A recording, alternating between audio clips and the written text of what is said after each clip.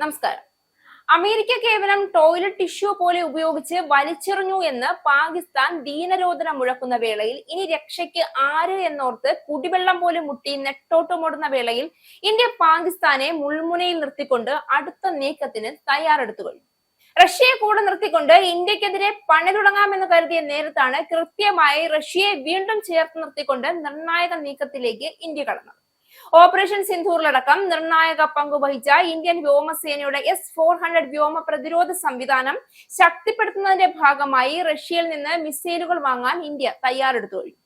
1000 കോടി രൂപ ചെലവിൽ 288 S-400 മിസൈലുകൾ വാങ്ങാൻ പ്രതിരോധ മന്ത്രി രാജ്നാഥ് സിംഗിന്റെ അധ്യക്ഷതയിലുള്ള ഡിഫൻസ് അക്വിസിഷൻ കൗൺസിലാണ് കഴിഞ്ഞ ദിവസം അനുമതി നൽകിയത്.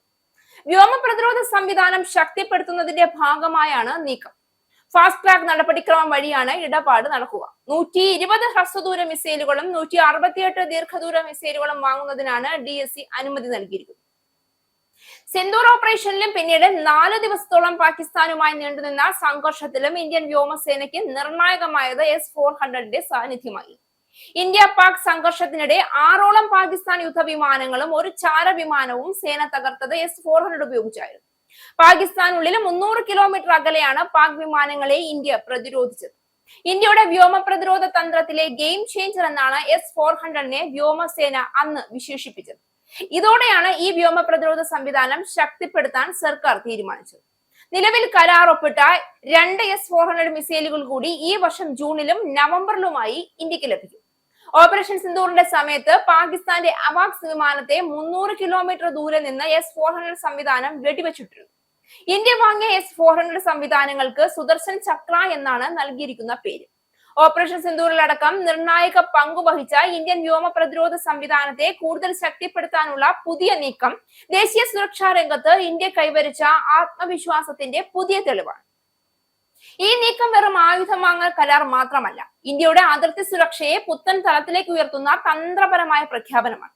ഇന്ത്യൻ വ്യോമസേനയ്ക്ക് S-400 പോലുള്ള അത്യാധുനിക വ്യോമ പ്രതിരോധ സംവിധാനങ്ങൾ കൈവശമുണ്ടാകുന്നത് ശത്രു രാഷ്ട്രങ്ങൾക്ക് വ്യക്തമായ സന്ദേശമാണ്.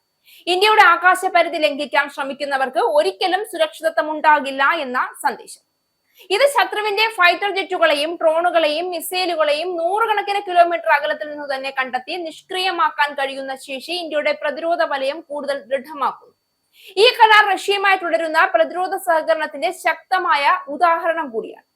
ആഗോള രാഷ്ട്രീയ സമ്മർദ്ദങ്ങൾക്കിടയിലും ഇന്ത്യ സ്വന്തം ദേശീയ താൽപര്യങ്ങൾ മുൻനിർത്തി തീരുമാനങ്ങൾ എടുക്കുന്നു എന്നതിന്റെ തെളിവാണ്.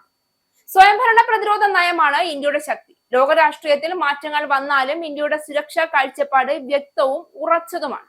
പ്രധാനമന്ത്രി നരേന്ദ്രമോദിയുടെ നേതൃത്വത്തിൽ ഇന്ത്യയുടെ പ്രതിരോധ രംഗത്ത് കഴിഞ്ഞ 1 ദശാബ്ദത്തിലുണ്ടായ മാറ്റങ്ങൾ വൻപിച്ചതാണ്.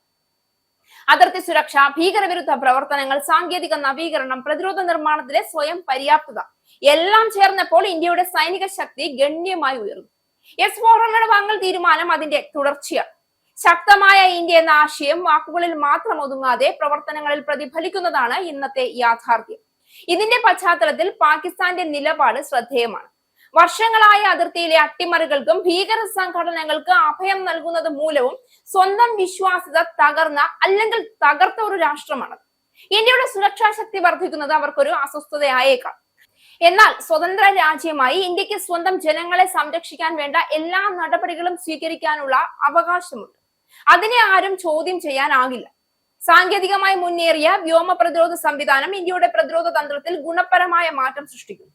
ശത്രുവിന്റെ മുൻകൈ നീക്കങ്ങൾ തടയുകയും പ്രതിരോധ ഭീഷണികളെ നേരത്തെ തന്നെ നിഷ്പ്രഭമാക്കുകയും ചെയ്യുന്നത് യുദ്ധം ഒഴിവാക്കുന്നതിനുള്ള മികച്ച മാർഗമാണ്. ശക്തമായ പ്രതിരോധം തന്നെയാണ് സമാധാനത്തിന്റെ അടിസ്ഥാനം. ഇന്ത്യ ഈ സിദ്ധാന്തത്തിലാണ് മുന്നോട്ട് പോകുന്നത്. S-400 പോലുള്ള സംവിധാനങ്ങൾ വെറും സൈനിക ഉപകരണങ്ങളല്ല, അവ ദേശീയ അഭിമാനത്തിന്റെ ചിഹ്നം കൂടിയാണ്. ഇന്ത്യൻ ശാസ്ത്രജ്ഞർ, സൈനികർ, നയരൂപകർ എല്ലാവരും ചേർന്ന് ഇന്ത്യയെ ആഗോള ശക്തിയാക്കി മാറ്റുന്ന പ്രക്രിയയിലാണ്. ആഭ്യന്തര പ്രതിരോധ ഉൽപാദനത്തെയും ആത്മനിർഭർ ഭാരത് ദർശനത്തെയും കൂട്ടിച്ചേർത്താണ് ഈ മുന്നേറ്റം. ഇന്ത്യ എന്ന ആത്മവിശ്വാസത്തോടെ ലോകവേദിയിൽ നിൽക്കുന്നു. ആരെയും ഭീഷണിപ്പെടുത്താനല്ല, പക്ഷെ ആരുടെയും ഭീഷണിക്ക് വഴങ്ങാനുമല്ല. ശക്തമായ നേതൃത്വം, വ്യക്തമായ തന്ത്രം, ആധുനിക സൈനിക ശക്തി ഇവയുടെ സംയോജനമാണ് പുതിയ ഇന്ത്യ. S-400 മിസൈലുകളുടെ അധിക വാങ്ങൽ തീരുമാനം ഈ ആത്മവിശ്വാസത്തിന്റെ ഉറച്ച പ്രഖ്യാപനമാണ്.